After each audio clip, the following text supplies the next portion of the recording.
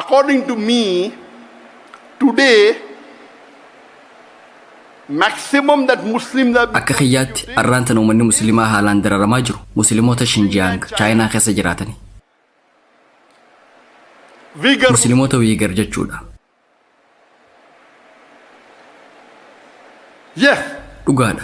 Musliimoonni Myanmar keessa jiran hedduu dararfaman. Falastiin keessattis yeroo dheertuuf rakkifamaa jiran. Haa ta'u malee dararaan musliimoota Chaayinaa irra gahaa jirtu adda. Sadarkaa dhalli namaa baachuu hin dandeenye irra geesse. Falastiinitti yoo xiqqaate musliimoonni salaata salaatuu ni danda'an. Akkasiimi Allahu Akbar jechuu ni danda'an. Soommanuu ni danda'an. Qur'aana qara'uu ni danda'an. Gammachuu qalbiidhaan ni qaban. Akkasumaanuu shakkii malee rakkoo dhamdhamaa jiran. Chaayinaa keessatti garuu musliimoota tooftaan dachirraa dhabamsiisuuf ijibbaachaa jiran. Trying to exterminate them. If you know history, in the middle part of the 20th century,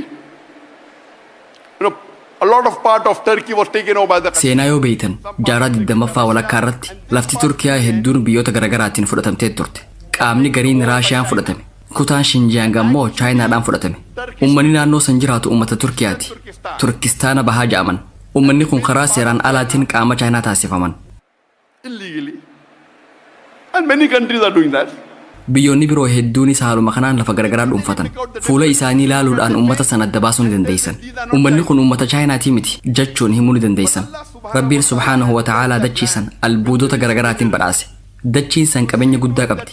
Kanaaf Chaayinaan hawwii guddoon musliimoonni dachiisan irraa akka dhabamaniif jecha hojjechaa jirti. Sochii tanaas bara 2015tti jalqabdi. Akka gabaasni mul'isutti yeroo sanitti addunyaaf ifan turre. Garuu bara 2016tti dhaabbileen mirga namummaatiif falman irra gahanii ifa godhuu jalqaban. Jala bu'anii saaxilan. Miidiyaa irratti ammoo bara 2017 ifa taasifame. Yeroo tana beekamuu jalqabe. Bara 2018tti ammoo addunyaa cufa bira geesse. Chaayinaa keessa musliimoota gosa lamaatu jira. Tokko musliimoota Uyghur, kuun ammoo musliimoota Han ja'aman.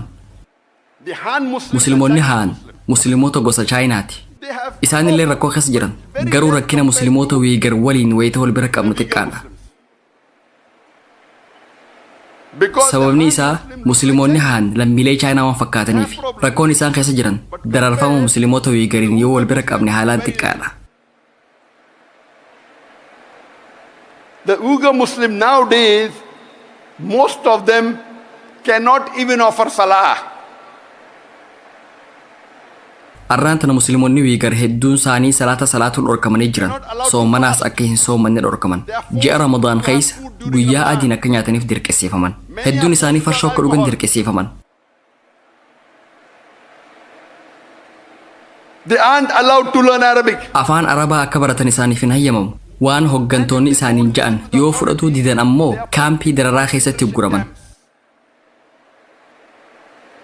The Chinese government says this is re-education. Mootummaan Chaayinaa gocha kana irra deebinee barsiisuu fi je'ee hima. Musliimoonni Uyghur kan kaampii kanatti guraman rakkoo dhalli namaa ba'achuu hin dandeenye mudatan. Ni sodaachifaman. Amantii isaanii akka gadhiisanii keessaa bahan gaafataman. Ilaalcha siyaasaa kan komunizimii akka hordofan gaafataman. And those that are outside, they are being tracked. Warroonni kaampiin ala jiran ammoo yeroo yerootti hordofamaa jiraatan. Kaameeraadhaan teknoolojii fuula isaanii adda baaftuun basaasaman. Yakkoonni kunniin hundi qaamota mirga namummaatiif falmaniin ifoome. Qaamonni mirga namummaatiif falman kunniin hundi isaanii dhaabbilee musliimotaati miti. So much so that 1 month before, in July, there were 20... Rakkinni kun haala kanaan hammaannaan ji'a tokko dura adoolessa keessa biyyoonni 22 sarbamiinsa mirgaa kan Chaayinaatti mudataa jiru balaaleffatan. Dhaabbata mootummoota gamtoomaniittis xalayaa barreessan. Dhaabbata mootummoota gamtoomanii keessa biyyoota 196tu jira. San keessaa biyyoota 22tu xalayaa tana barreesse. Biyyoonni 22 kunniin sarbamiinsa mirga dhala namaatu Chaayinaatti musliimoota Uyghur irratti gaggeeffamaa jira jechuun barreessan. And do you know, out of these... Waan nama ajaa'ibu. Biyyoota 22 kanneen keessa biyyi musliimaa takka illee akka hin jirre beektu.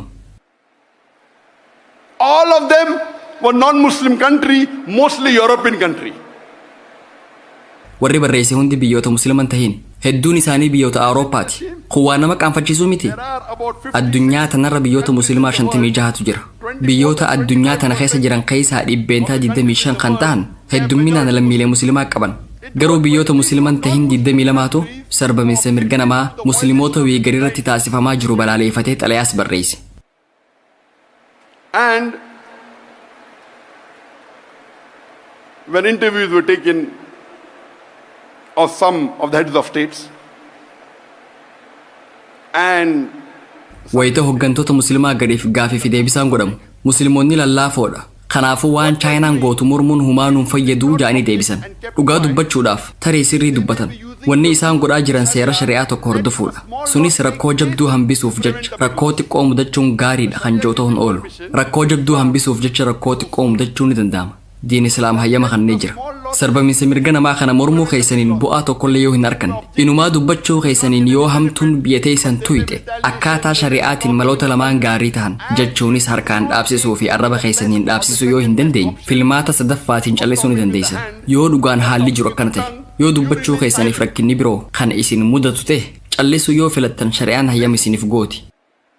if the situation is like that really, that if you object there may be retaliation, and if you take the decision of keeping quiet, Sharia gives you permission.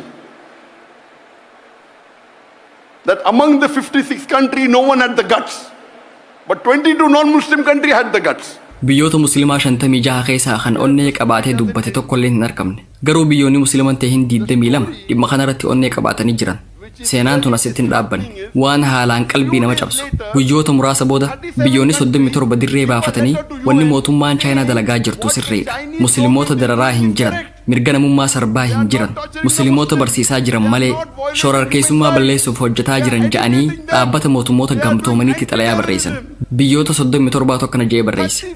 Waan nama qaanfachiisu. Biyyoota 37 kanneen keessaa biyyoonni 15 biyyoota musliimaati. Biyyoota chaayinaa deeggaran keessaa dhibbeentaa 40 ol kan tahan wanni musliimoota irratti dalaydan dararaan isin musliimoota irraan gahaa jirtan sirriidha. Kun shorarkeessummaa balleessuudha jechuun warreen barreessan musliimoota. They were Muslims.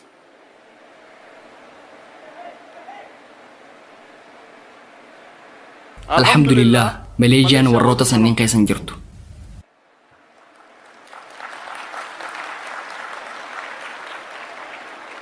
I don't want to take the names of the countries. Biyyoota kuuwwan kanneen xalayaa tana barreessan maqaa isaanii dhahuun barbaadu. Sababni isaa an musliimoota dammeessuun barbaada. Hayyama rabbiitiin hoggantoota biyyoota musliimaa kanneen hunda waliin wal arkuu dandeettiin jira. Hoggaan isaanii wal arku an akka daa'ii tokkootti dalagaan tiyya dhaamsa rabbii isaaniin gahuudha.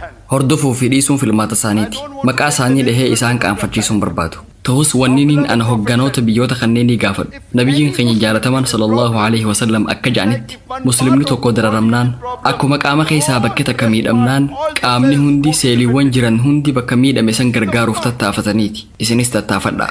Nuti ummata tokko muslimni kamilleen biyya addunyaa fedhe keessa jiraatus obboleessa kee kan amantiiti. Kanaafuu isa gargaaruu qabda.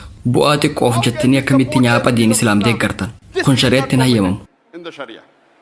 Keeping quiet. Cal'isuun ni hayyamamata. Ati laafaadha. Cal'isutti jirtaaree. Sadarkaan imaana keetii gad aanaa ta'u ati mu'minuma. Garuu kaafira deeggaruun isa obboleessa kee kan muslimaa ajjeesu deeggaruun. And you're supporting them. What is happening to our scholars? Hayyoota keenya maaltu mudataa jira? An hayyuu miti. An daa'iidha. Dalagaan daa'ii waan hayyoota irraa dhaggeeffate ummataaf dabarsuudha. Hayyuun nama beekumsa jabaa qabu kan beekumsa diin Islaam sirriitti beeku. Dalagaan daa'ii beekumsa san karaa laafaa ta'een ummata hedduuf dabarsuudha. An hayyuu miti. An daa'iidha. And I told this 2 days ago. And I'm telling it again. That please don't. Waan kana guyyaa lama dura dubbadheetiin jira. Ammaa sirra deebiitiin dubbadha. Addunyaa tanarra jiraachuuf jecha, aangoo dachii tanaatiif jecha, qabeenya dachii tanaatiif jecha, qubsuma keessan kan jannataa jijjiirattanii azaaba keessaa qubsuma bitachaa jirtan. You're a very bad businessman. Isin daldaltoota haalaan dadhaboodha.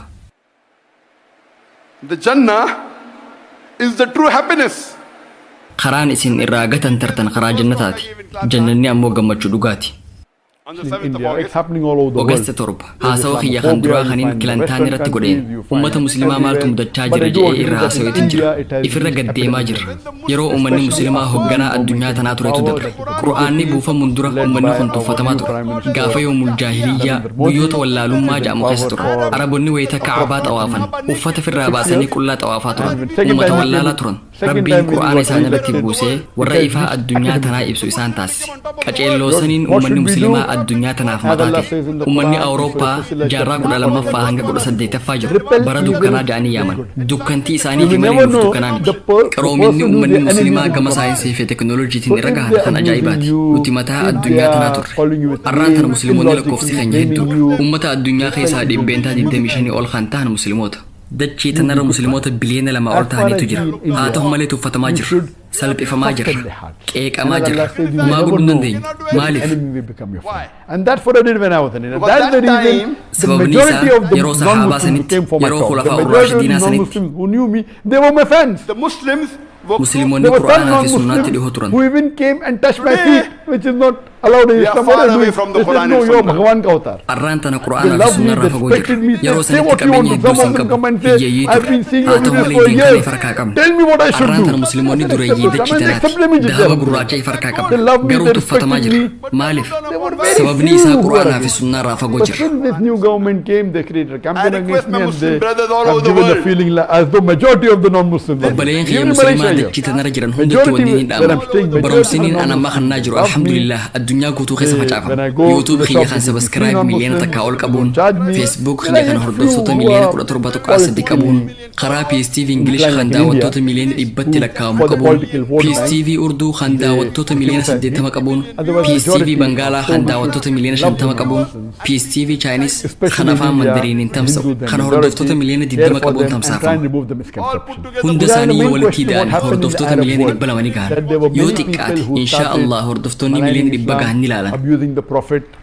criticizing akkanatti Islam. himametti istaadiyeema kana keessa namoota 100 tahantu walitti qabamee jira alhamdulillah dhaamsi kun garuu namoota miliyoona 100 tahan ni dhaqqaba dachaa 1,000 kan asii kana ni caala jechuudha dhaamsiniin an obboleeyyan kiyya muslimaa isaan biyyoota addunyaa keessa jiraniif dhiyeessu yaaboo gara qura'aanaa fi sunnaa dhihaadha aangoo dachii tanaa teessoo dachii tanaa qabeenya dachii tanaa qubsuma keessan kan jannataatiin hin jijjiiratina yaaboo hin jijjiiratina Are Close to the more Quran than and Sunnah. there Do are not more than 10 exchange million Indians the living in the worldly Middle East alone. power, More the than worldly seat, 3 million the in worldly Saudi wealth Arabia, for your seat in Jannah. close to 4 Please million. don't. ifaan golgolooyine ka dukkana mooyuu Foreign exchange is ilaahin nuuf ibsee and all the Muslims together more than 50%. akka dharra jabdee dhugaan fabbayoo nuuran hudaan ifee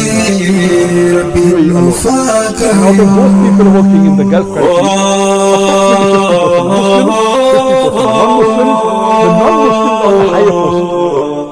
most of the Indian Muslims are the lower post here on the high post. The non-Muslims, most of them are on the high post here on the low post. And if, when I did a survey, maasha allah hayyuu keenya guddaa Dr. Zakir Naik rabbiin beekumsa irraan beekumsa si haa dabalu hamtuu aduwwiin sittiin deemtu hundaa rabbiin sirraa